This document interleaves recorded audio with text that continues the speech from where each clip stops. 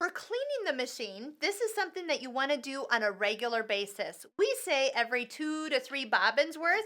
You want to get in, take this plate off, and clean out underneath.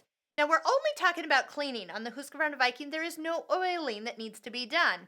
That is done only by your dealer in certain areas. So, we're going to start off by taking the bobbin out, slide the door off, and lift the bobbin out.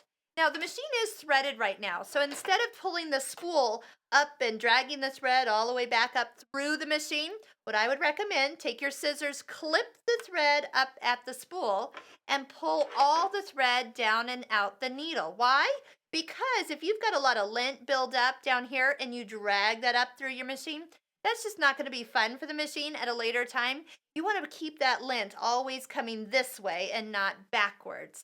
Okay, next you're going to need your screwdriver. Doesn't matter which side, you can lift. We're going to put it right underneath this little corner of the metal throat plate and just lift up. You can do it over here too. So we're going to lift that up. Oh, another thing I like to do is actually take the foot off and the needle out. Use your same screwdriver, and that way nobody's going to get stabbed as they get inside here.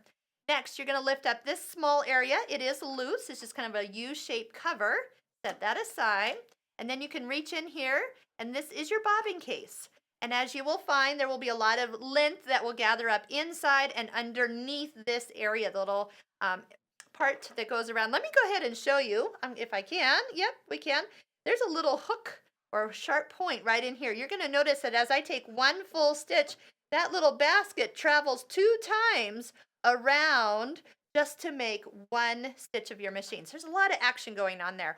Flannels, fleeces, all that minky and cuddle fabric are very linty, so we want to get in there and clean that out. With the machine, you have a small little brush. The more you clean, the less that it builds up and goes into all those extra places. One thing that we do not recommend, do not use canned air. Canned air is going to blow more in than out, and it will be not good for all the moving parts that are further into your machine. So just avoid that. Another thing you can use, these are fun, is one I always keep with me, and so all I have to do is do a quick little swish, and out comes all the lint, which is ideal. Another thing you can use is those miniature vacuum attachments that clean out things like keyboards for computers. Those are excellent for sewing machines. They fit onto any hosed vacuum, and then you're ready to go. Just suck it all out, and that's ideal. So back for assembly. We're ready to put our bobbin case back in. You will find that these 2 little points are going to head towards your needle area, and it really just sits down there one way. It is a little loose. It kind of wiggles back and forth about 1/4 of an inch. That's correct.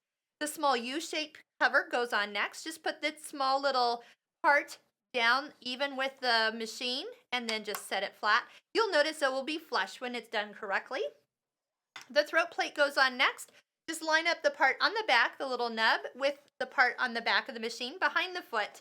And when that's kind of positioned there, take your 2 fingers and push down firmly on the front part. Look, no screwdriver or no screws to take out this. So it's really easy to pop it up, clean it out, and be ready to go with a fresh machine. So we'll put the bobbin back in.